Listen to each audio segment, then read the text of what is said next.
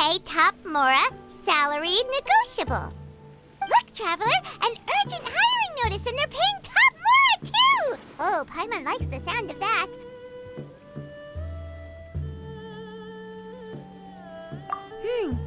You're right, it is strange. Do you think something happened to Yenshao? Cause that guy barely lets anyone ever set foot in his kitchen. Doesn't exactly seem like the type to hire help.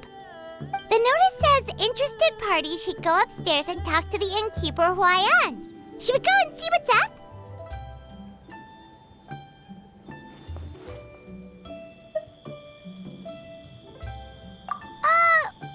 Well, that.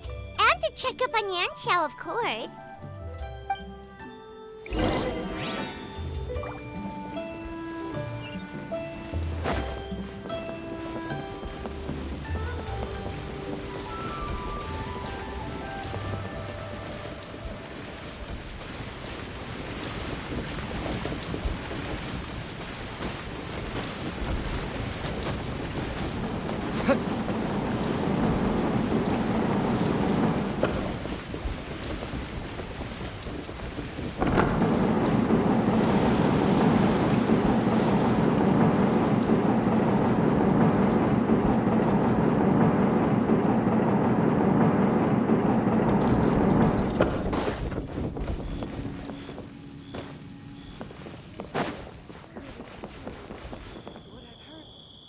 Boss, there's really no need for this. It's just a little burn, that's all. It won't get in the way of my work. Perhaps not, but continuing to work will only hinder your recovery. You need to rest for a few days. We'll figure something out. Huayan! Yanxiao! Oh? Traveler and Paimon! What brings you to this neck of the woods? And we decided to come check up on Yanxiao. I knew we shouldn't have posted that notice. It's really nothing to worry about. I'm fine. I swear. How kind of you. My thanks to you both. And thanks on Yanxiao's behalf, too. There's nothing to be embarrassed about, Yanxiao. Just tell them what happened. Oh, all right. Well, basically, we had a lot of guests pouring in for the lantern rite. Things got busy, I started rushing, and I ended up accidentally burning my hand while plating a dish. Well, you know what they say. Play with fire long enough and you're bound to get burned. Even the best chefs slip up sometimes. Anyway, it's nothing, just a tiny burn. I can still... Now. I don't want you pushing yourself. You'll only make it worse. And then you'll be looking at more than just a couple of days off to recover. But the lantern rite's only just finished. And we're still getting tons of guests. Now's not a good time for me to rest. Plus, lots of the guests are visiting from other nations. We can't just bring in some random chef off the street. We have a reputation to uphold. I refuse to let someone else ruin the good name we've made for ourselves here. Listen to you. Anyone would think that you're the boss and not me. But he's not wrong. Yanxiao was one of the favorites in the Masterful Chefs tournament. No matter how you look at it, his are big boots to fill.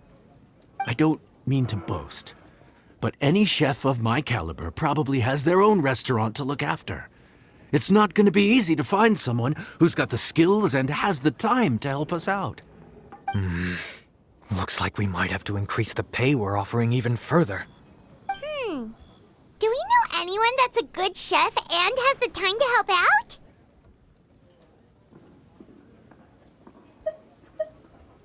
Oh, of course, you! Oh, right. Yes.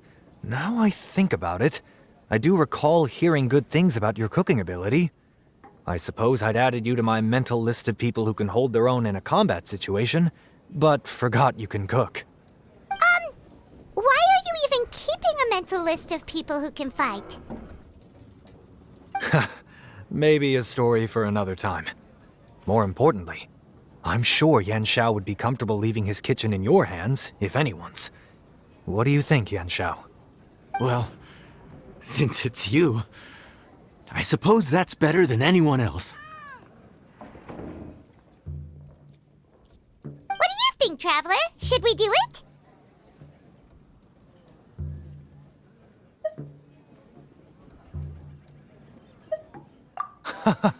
I did say that, didn't I? Well, I'm a man of my word. You'll be compensated generously for your work. I should warn you that cooking for customers is quite a different ballgame from cooking for yourself, so I'll stick around the kitchen over the next few days to help smooth things over. Oh, so he's not leaving the kitchen after all? I believe there's some spare kitchenware here at the inn. Boss, would you mind? Of course, of course. I'll take care of it.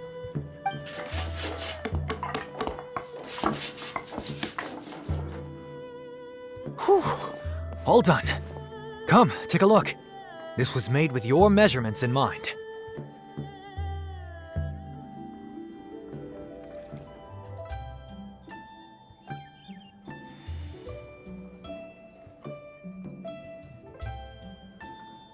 Ah, it's nothing.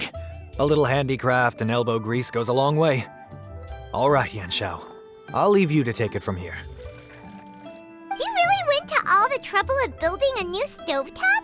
What was wrong with the original? Boy, you really hate when people touch your stuff, huh? No, it's nothing like that. As Boss always says, hire who you trust and trust who you hire. I just thought the original setup might be a little, tall for you.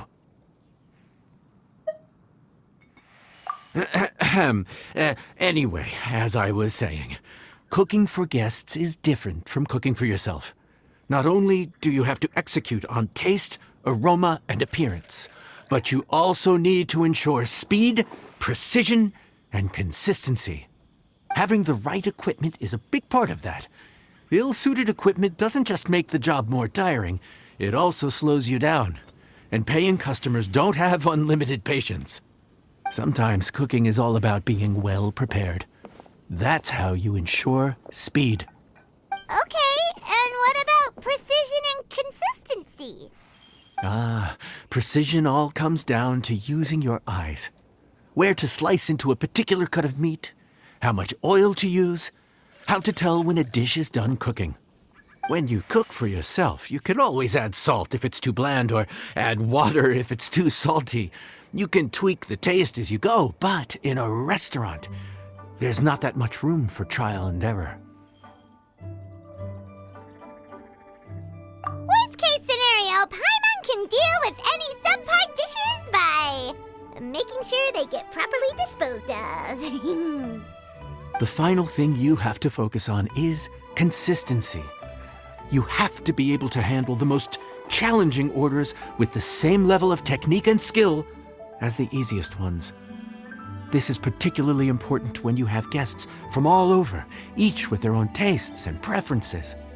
You have to cater to their own dietary needs while also giving them the opportunity to enjoy our local delicacies.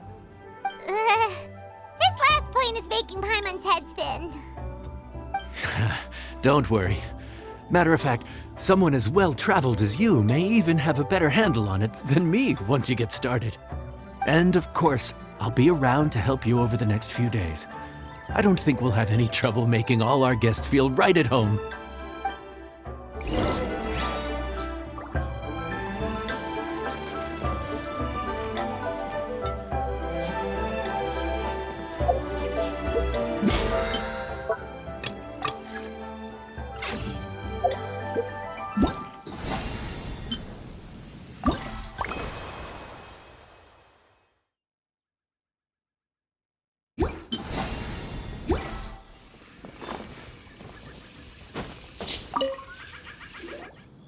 There's no time to lose, so let's get started. I imagine you probably have a good handle on the cooking side of things already. What you need to pay attention to is remembering each table's order. Try not to get them mixed up. Oh, Paimon's memory is like a steel trap. This is gonna be a cinch.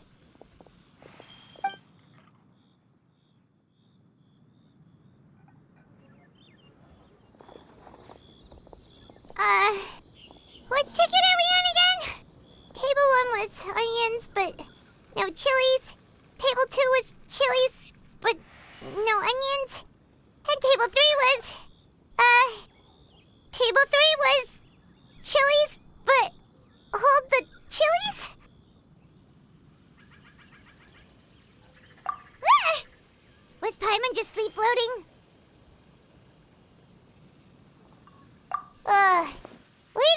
even get a break in the middle. Paimon's brain has turned to mush. Is it always this busy here? No, but this is peak season. You both did a mighty fine job for your first time serving guests at the inn. Luckily, all our customers were familiar faces this time around, so we didn't get any strange requests. Otherwise, today would have been even more challenging. No strange request? Someone asked for almond tofu drizzled in soy sauce. Even Paimon has never tried that combination. It's a wide world out there. People have all kinds of different tastes. Being able to cater to all is the real essence of Liyue cuisine. Also, the thing about requests is that they're usually very specific. So as long as you do what they asked, you're unlikely to have any issues. What's really tricky is when guests give you free rein to do anything you want. Excuse me.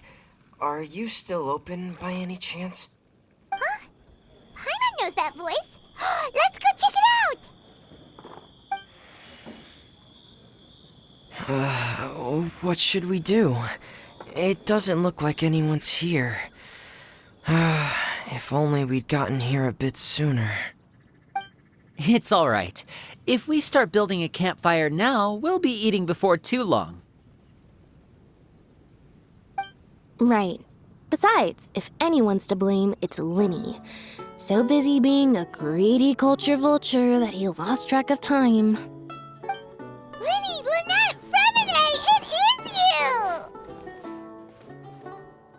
Paimon? So, is the Traveler here?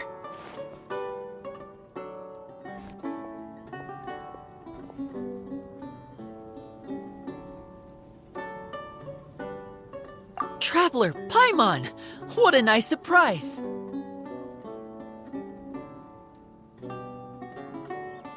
Paimon was gonna say the same thing! We're just lending a helping hand at the inn.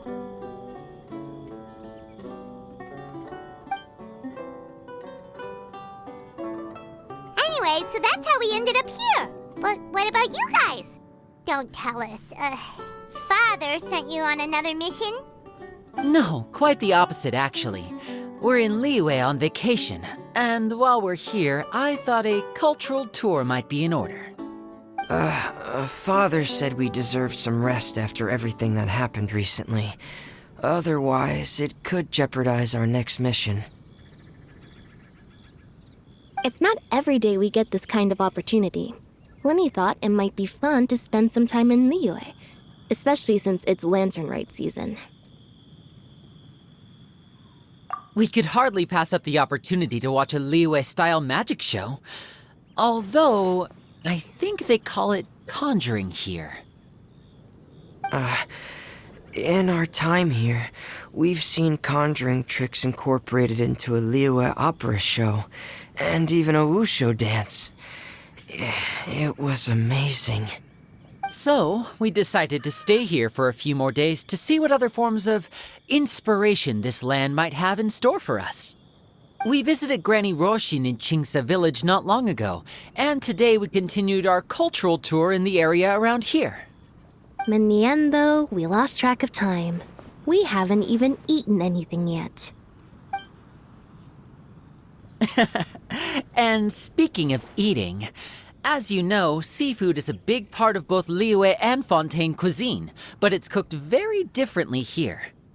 We simply had to try some local seafood after coming all this way. That's another reason why we decided to extend our trip. Oh, need any recommendations? What have you tried so far? That fish one with the misleading name. Sounds bland, but it's drowning in hot chilies.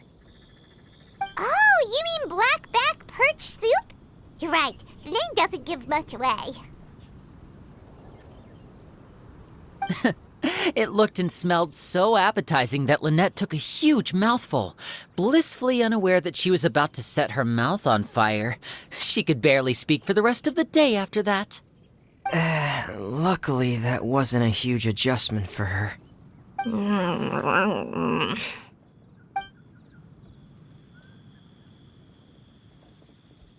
What? Aren't you guys hungry too? Yes, a little. Yes, I'm ready to eat. Traveler, I'm afraid we'll have to send you back to the kitchen now. Good question. I doubt we'll be able to decipher the menu, so why don't you recommend something? You should be pretty familiar with our tastes. One more thing. Please, if you have a heart, don't make it spicy.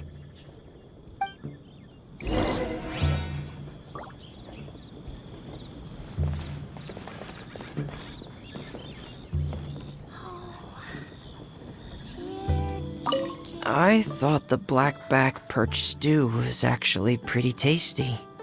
And now that you know it's spicy, you won't be caught off guard, right? Why don't we give it another chance? Once was more than enough.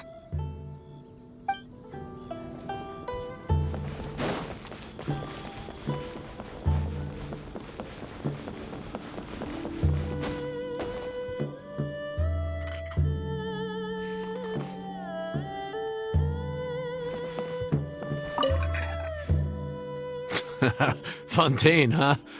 No wonder they can't handle too much spice. Still, if we make the food too bland, they might as well be eating back home.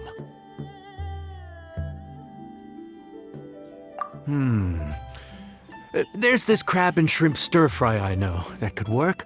It's quite heavily seasoned, but it's a lot milder than it looks. It has a light but really satisfying flavor. Ooh, that sounds perfect! What's it called? Well, this is where it gets interesting. They call it the Palace Jewels. The crab roe is supposed to look like pearls of gold, and the shrimp meat like chunks of jade. Here's the recipe. When you're ready, go ahead and give it a try. Could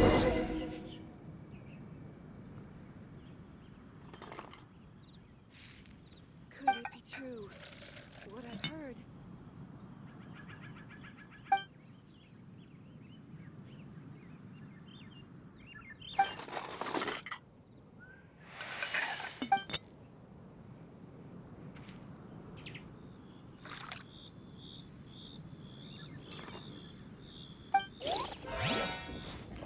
Crab roe like pearls of gold, shrimp meat like chunks of jade.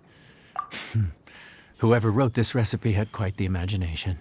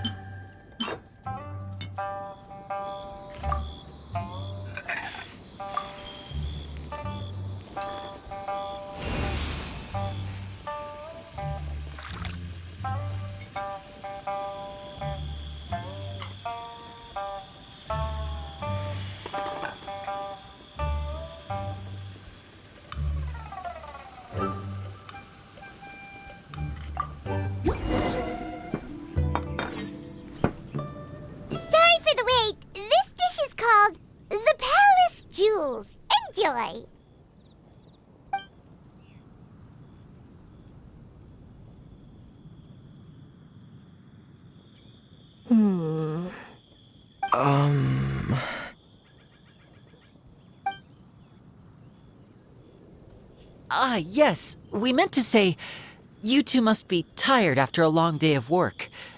Do you want to eat with us? Oh, now that you mention it, Paimon is a little hungry. Well, if you insist, then who are we to refuse? Oh, right, of course. You're still our customers. Why aren't you eating? The sauce looks a little overpowering. According to Liyue custom, it's probably good table manners to let someone else go first.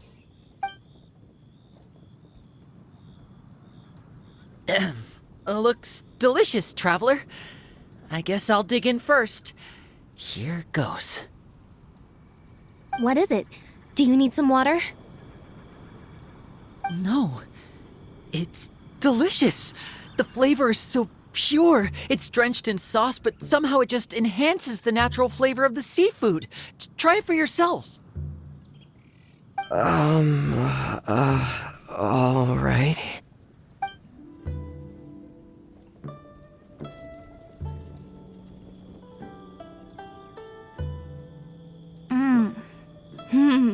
What is that? Crab roe? Yep, you have quite the palate, Lynette. No wonder it pairs so well with the shrimp meat. I've never seen it prepared this way before. According to the creator, chewy crab complements succulent shrimp, making a spectacular seafood ensemble with a succulent flavor and luscious mouthfeel. The crab roe glitters like pearls of gold, and the shrimp shines like chunks of jade. Hence its name, the Palace Jewels. So that's where the name comes from. I suppose it's quite fitting then. Was Paimon always this well-spoken? This dish must be right up your alley, Lynette. Huh? It's half gone already? When did that happen? I heard that in Liyue, the biggest compliment you can pay to the chef is to leave a clean plate. It's delicious. Thank you ever so much. Wait, don't fight over it! Hey, leave some for Paimon!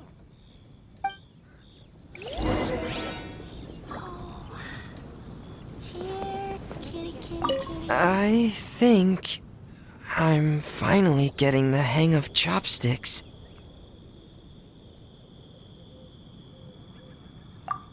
Yeah. Well, Linny and Lynette picked it up in no time, but they're naturally dexterous. Unlike me, it's taken me a lot longer, but I'm slowly getting there. Oh, speaking of chopsticks, in one of the shows we've seen here, someone performed a conjuring trick using a bowl and chopsticks. So, if I want to be a good magician's assistant, I need to keep practicing.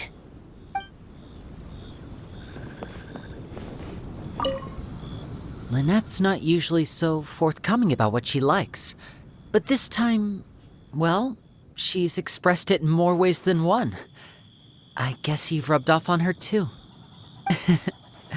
Or maybe your cooking is simply too delicious to resist. The next time our paths cross in Fontaine, you'll have to fire up your cooking skills for my other siblings as well. How does that sound, oh great master chef? Oh yeah? Well then, I'll have to clear my schedule.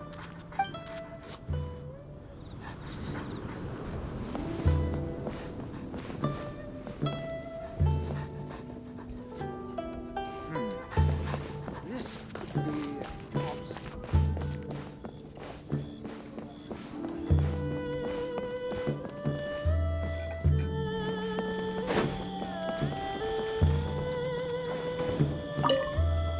Calorie surplus detected.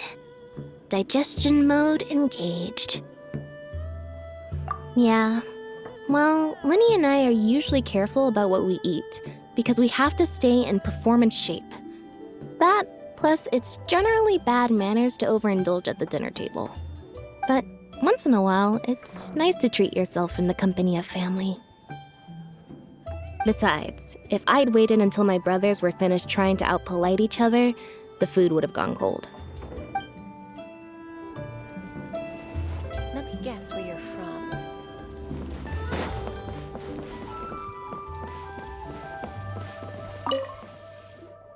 So your friends like the dish, huh? Well done. Not bad at all for your first day on the job. There'll be more to come, so keep it up.